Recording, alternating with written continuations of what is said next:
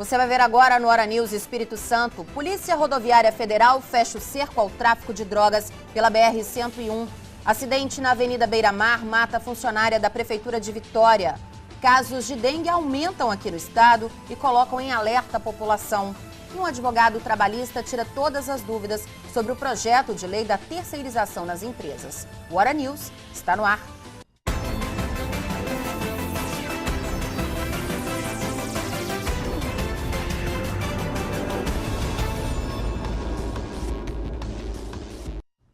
A BR-101 é a principal rodovia que corta o Espírito Santo e também a maior rota para o tráfico de drogas. Grande parte dos entorpecentes é transportada em ônibus convencional para não atrair a atenção da polícia.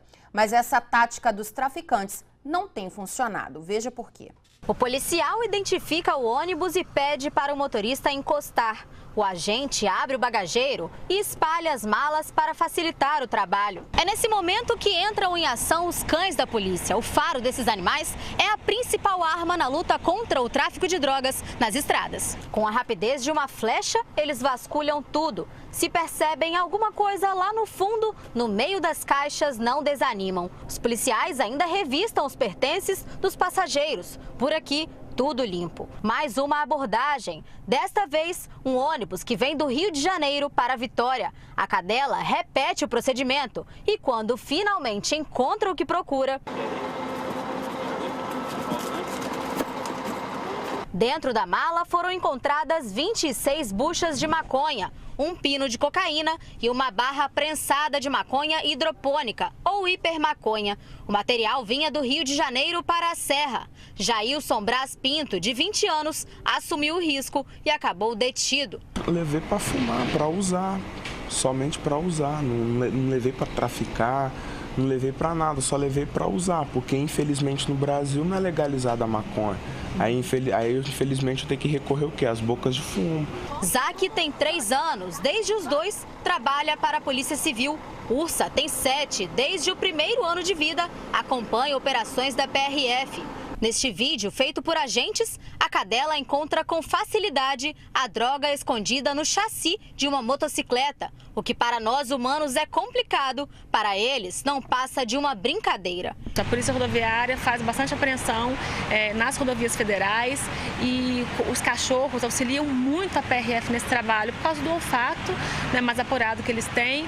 Então eles são normalmente utilizados. Na maior parte das apreensões aqui no estado, eles estão presentes. Somente em um ano, a Polícia Rodoviária Federal apreendeu nas rodovias que cortam o Espírito Santo quase 100 quilos de cocaína, mais de 5 quilos de crack e 816 quilos de maconha. No dia 20 de março, um casal foi preso na BR-101 em Guarapari, transportando 1.000 comprimidos de êxtase e 2.000 micropontos de LSD. Os suspeitos seguiam de ônibus de São Paulo para Vitória. No dia 31, um rapaz de 20 anos foi preso com drogas amarradas ao corpo, 2,5 kg de haxixe.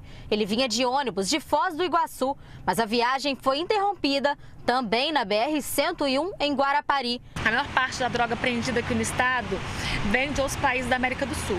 Então, normalmente a gente pega essa droga que vem do sul, para o que as pessoas que estão transportando contam pra gente é que essa droga normalmente é para consumo aqui do estado mesmo. Motorista de ônibus há 18 anos, Daniel aprovou o trabalho dos agentes caninos. Eu achei interessante que nós não temos como identificar isso, né? Assim, olhando para a pessoa, nós não conseguimos identificar. E quando é feito esse trabalho aqui, a polícia aborda, faz o trabalho certo que é para fazer e quando se encontra alguma coisa, a polícia é aplaudida, né? É o melhor amigo do homem, ajudando a combater o crime. Garis de todo o estado entraram em greve hoje. Eles rejeitaram a proposta de reajuste de 5,26% das empresas. Além de aumento no salário, a categoria também pede auxílio alimentação.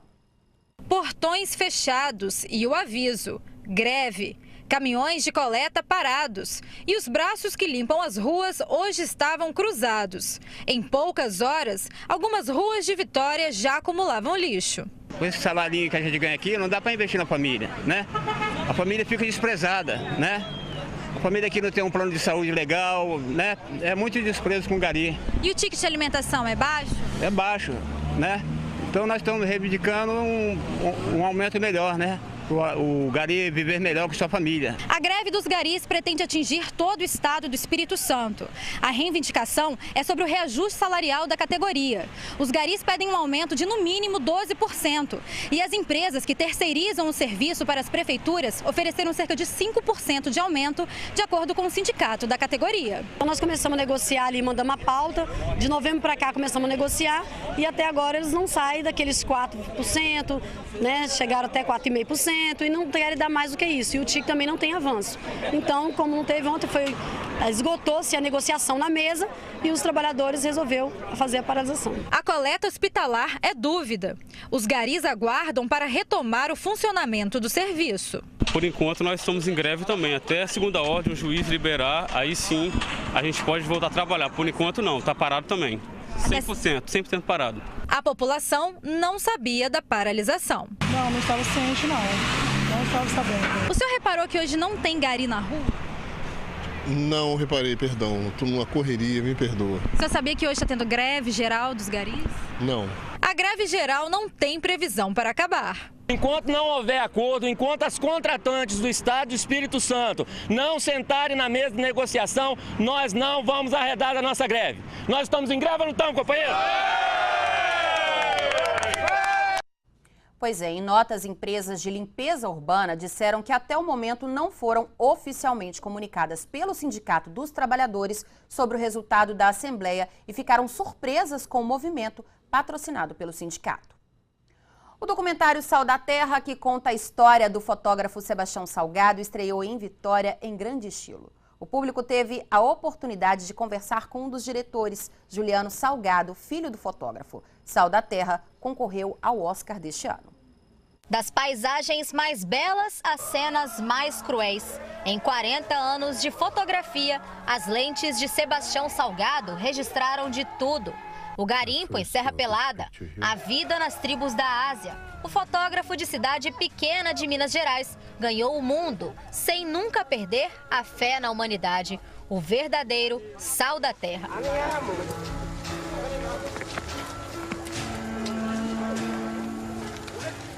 A vida de Sebastião Salgado está em cartaz nos cinemas do Espírito Santo. Em quase 2 horas, o documentário conta as aventuras de um dos mais importantes fotógrafos da atualidade. É o próprio Sebastião quem narra cada clique. Que forme é a mania de voar?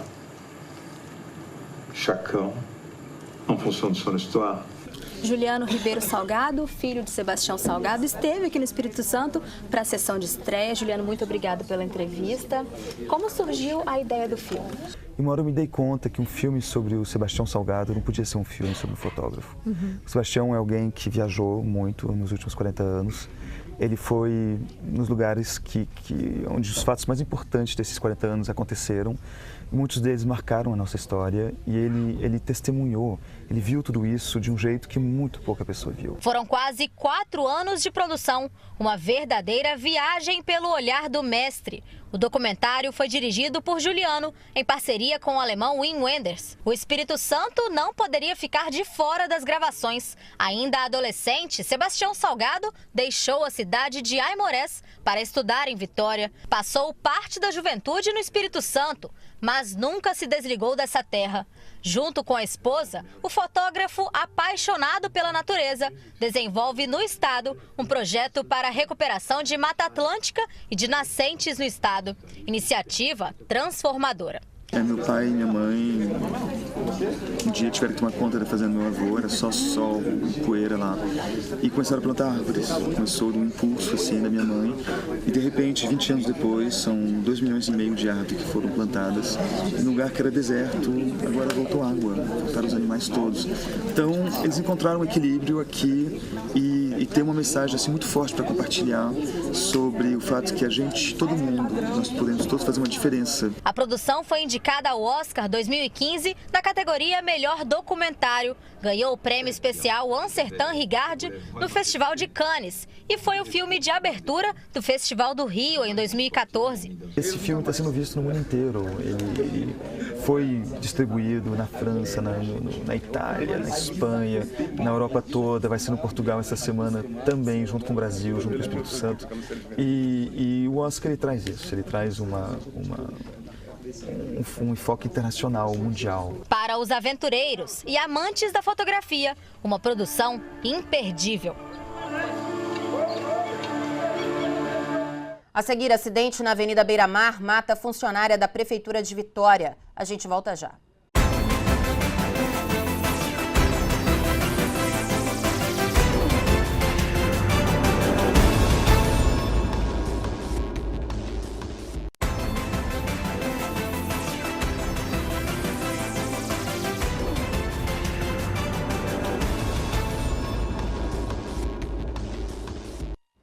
Divulgado hoje mais um boletim da dengue. Foram notificados 3.659 casos da doença entre 4 de janeiro e 4 de abril em todo o estado. 81 são suspeitos da forma grave da doença.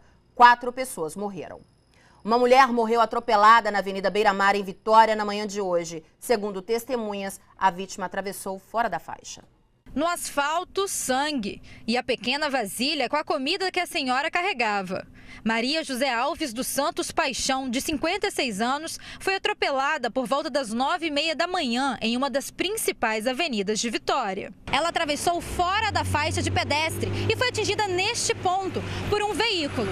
A servidora morreu na hora. O carro seguia no sentido Beira-Mar Centro. De acordo com a perícia criminal, o veículo não estava em alta velocidade. Esse senhor viu o acidente. De repente eu vi quando ela atravessou. Aí a menina do carro tentou frear, mas ela atravessou muito próximo do carro, foi onde que ela bateu e arrastou ela. Mas ela tentou parar ainda, em seguida ela parou e já saiu. E tentou sair do carro desesperada. A gente pediu a ela, falou, não, calma, fica no carro.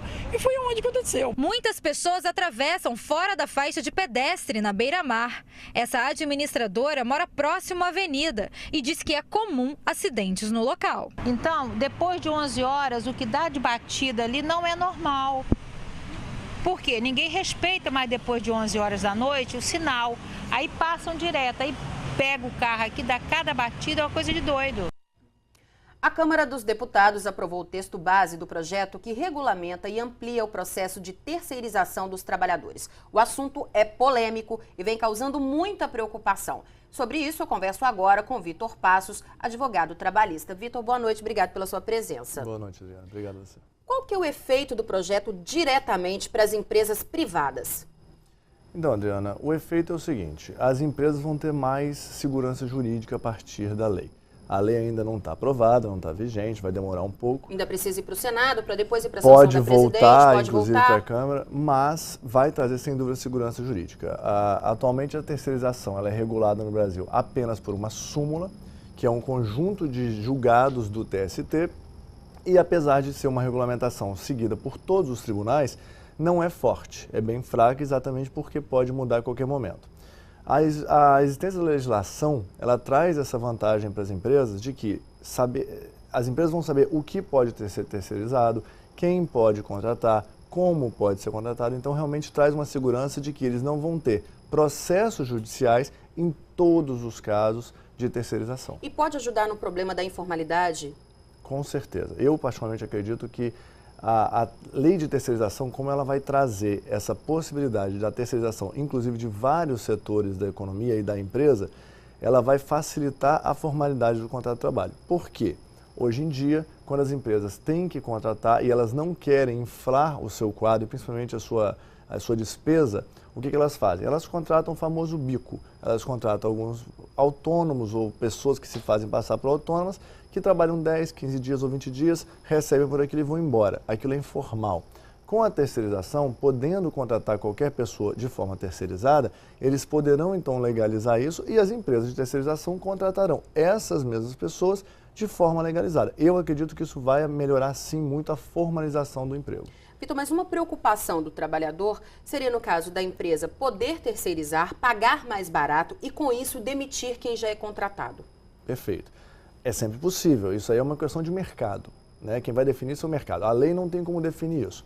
Em tese, o trabalhador vai poder exigir o seu salário, as convenções coletivas vão ser mantidas, nós temos sindicatos no Brasil que cuidam disso. Hoje em dia, o trabalhador, praticamente todas as categorias já têm hoje sindicato que as representam, E as próprias categorias, os próprios sindicatos regulam a questão de base salarial e principalmente salário mínimo da categoria. Então isso não vai mudar, eu acredito que não. E isso quer dizer que o trabalhador continua tendo os mesmos direitos, apesar da terceirização. Férias, 13º, recolhimento do FGTS. Perfeitamente, os mesmos direitos, independente de ser terceirizado ou não. As empresas, no caso agora as terceirizadas, ou seja, as empresas que vão fornecer mão de obra, terão que pagar todos esses direitos. E mais, a própria lei já prevê uma situação em que a empresa tomadora de serviço tem a obrigação de fiscalizar. Qual é a diferença do que acontece hoje? Hoje, a empresa tomadora de serviço, ela tem o dever moral de fiscalizar para que, caso haja um descumprimento de regra ou de lei em relação ao trabalhador, ela não seja punida por isso na Justiça do Trabalho. A lei traz essa obrigação legal, então ela tem que fiscalizar sob pena de ser responsabilizada. É um pouco mais forte. Um dos pontos polêmicos do projeto é porque ele também autoriza a terceirização em empresas públicas. E alguns juristas defendem que isso pode até mesmo atrapalhar a questão dos concursos e diminuir as vagas dos concursos, já que as empresas públicas poderiam, ao invés de fazer o concurso, contratar funcionários de uma terceirizada. Você também acredita nisso? Eu acredito sim, eu concordo com isso. Eu acho que o concurso público é um ganho que veio com a Constituição Federal de 88. Antes disso não se precisava fazer. Eu acho que o concurso tem uma grande vantagem no Brasil, que é evitar o que a gente conhece muito bem como jeitinho brasileiro de beneficiamento de familiares e amigos. Desculpa, passa quem tem condição, e eu acho que a terceirização vai prejudicar um pouco isso. Hoje, é bom deixar claro, hoje já é realizada a terceirização no setor público. Muitos órgãos públicos, eu poderia dizer que talvez a maioria deles aqui no estado, com certeza, já terceirizam alguns tipos de áreas deles, principalmente telemarketing, telefonia, segurança, enfim, já é terceirizado. Mas eu acho que isso, esse permissivo legal vai possibilitar que hajam menos vagas para concurso sim e mais para terceirização. Então, quer dizer, você é a favor da terceirização para a empresa privada, mas não você acredita que na pública não vai funcionar? Eu acho que da forma como é hoje, talvez muitos não saibam, mas hoje na área privada a terceirização não tem segurança jurídica nenhuma e a empresa tomadora de serviço tem o risco de um reconhecimento de vínculo entre o terceirizado e ela acontecer. No público não existe isso. Ele pode terceirizar e, na pior das hipóteses, pagar pelo descumprimento do contratante principal. Então eu acho que isso já está satisfatório. Se o público terceiriza e o contratante principal descumpre, ele é responsável da mesma forma. Eu acho que já está satisfatório. Vitor, muito obrigada pela sua presença Obrigado aqui no Hora você. News. Obrigada, boa noite. Bom, na sexta-feira, a presença de umidade marítima provoca chuva passageira no começo e no final do dia no litoral sul, na Grande Vitória e no nordeste do estado. Não há expectativa de chuva para as outras regiões. Veja as temperaturas para a sua cidade amanhã.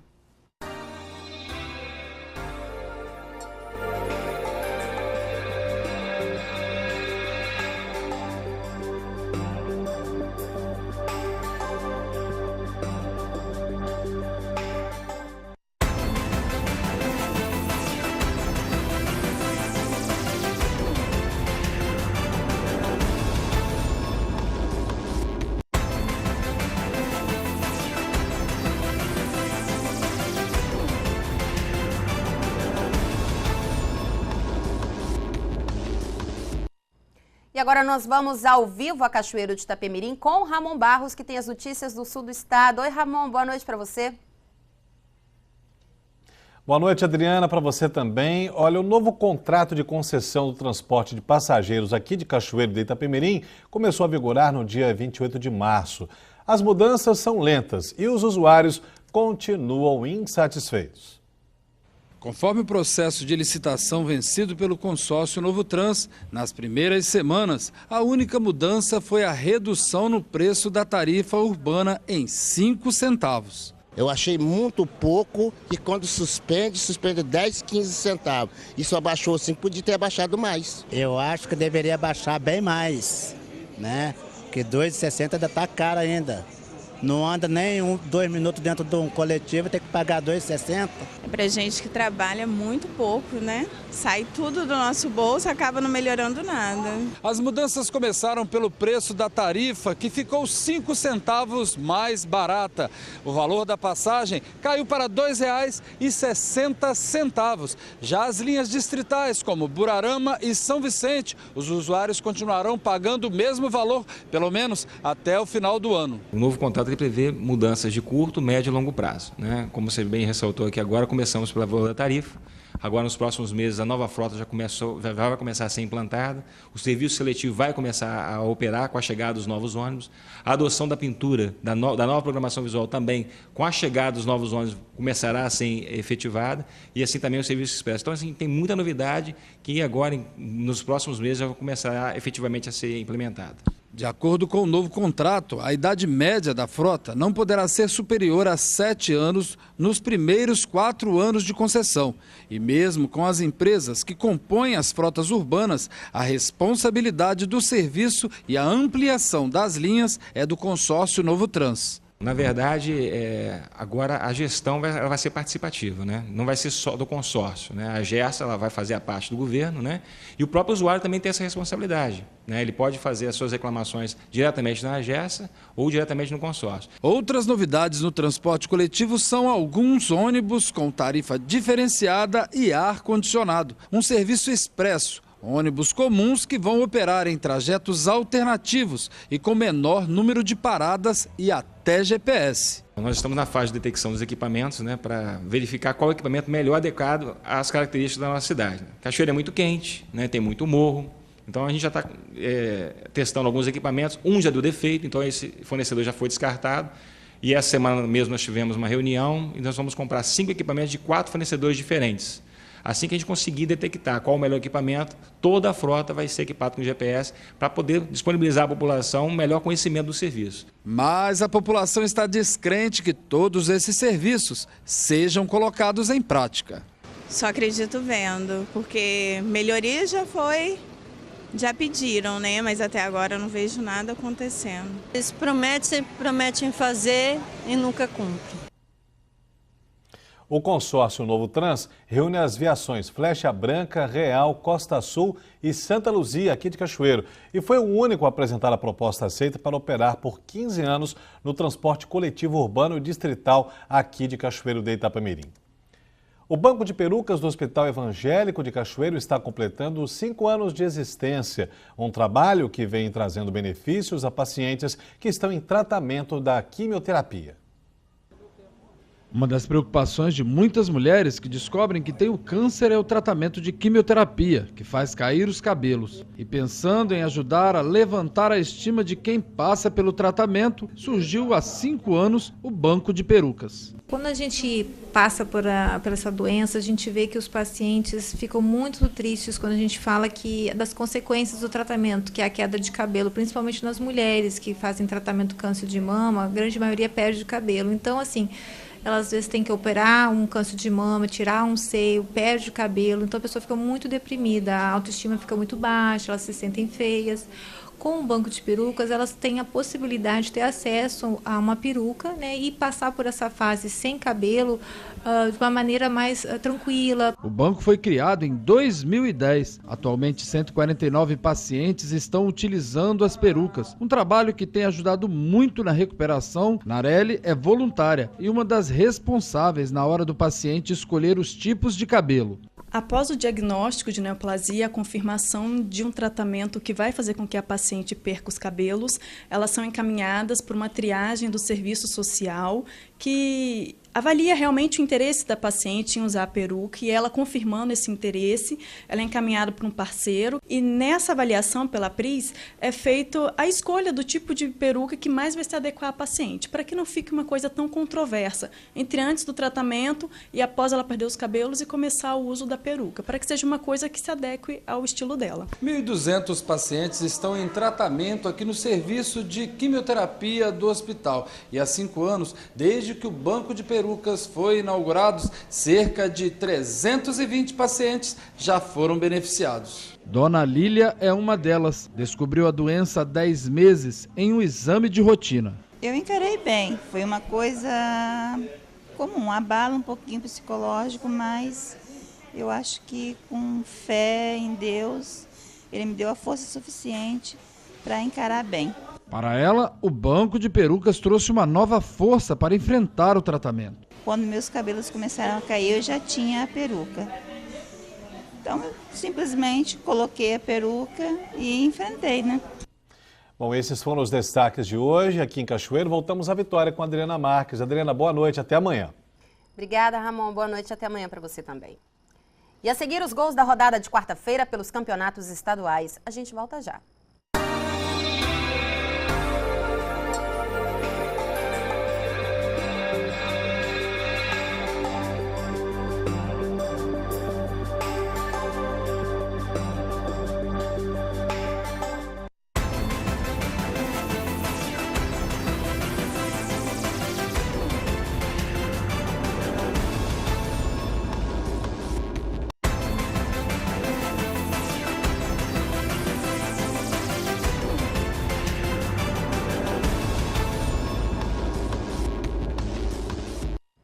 A senadora Rose de Freitas disse que a presidente Dilma Rousseff assinou a ordem de serviço para o início das obras de ampliação do aeroporto de Vitória. E nós queremos saber.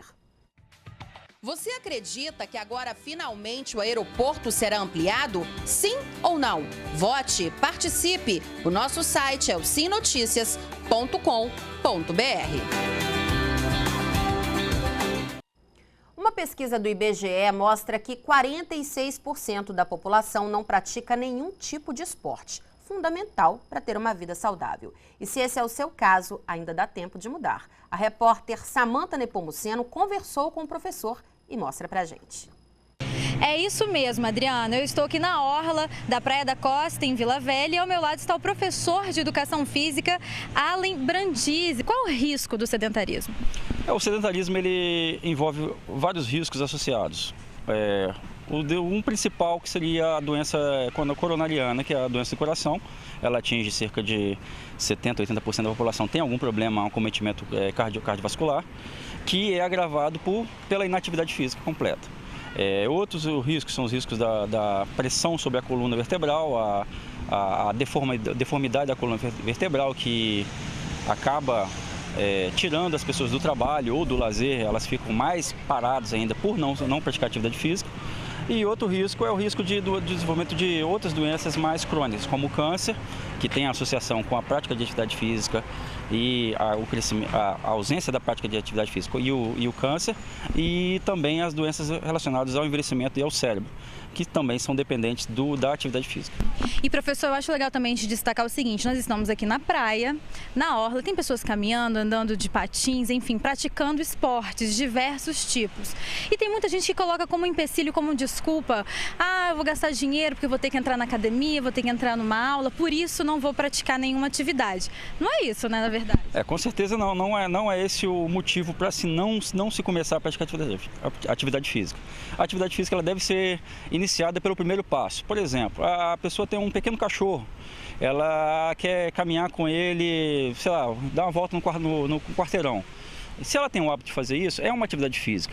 Ela quer aumentar um pouco a distância que ela faz com isso. Passear com o cachorro 2 quarteirões. Isso ela está aumentando a quantidade de energia que ela despende no dia e, consequentemente, o benefício nisso. Eu acho que vale a pena também a gente lembrar, quem estiver em casa nos assistindo, que é sempre bom ter uma orientação médica antes de começar qualquer atividade, qualquer esporte, certo? Sim, a avaliação do profissional de medicina, do médico, é essencial para começar qualquer atividade física. Ele que vai avaliar quais índices estão de acordo com a prática ou quais não estão, e vai te indicar a melhor forma de você começar. A partir daí, procurar um profissional de educação física, que é o profissional gabaritado para estar prescrevendo o exercício físico, e assim dar continuidade a essa progressão. Não tem desculpa então para ficar parado? Nenhuma. A desculpa seria não ter nenhum, como se diz, nenhuma capacidade mínima de se mover. E isso todos nós, até mesmo aquelas pessoas que têm algum tipo de deficiência, têm capacidade de se mover. Então a atividade física ela pode e deve ser praticada por todos, em todas as idades. Quais são as vantagens de praticar um esporte, de praticar uma atividade física?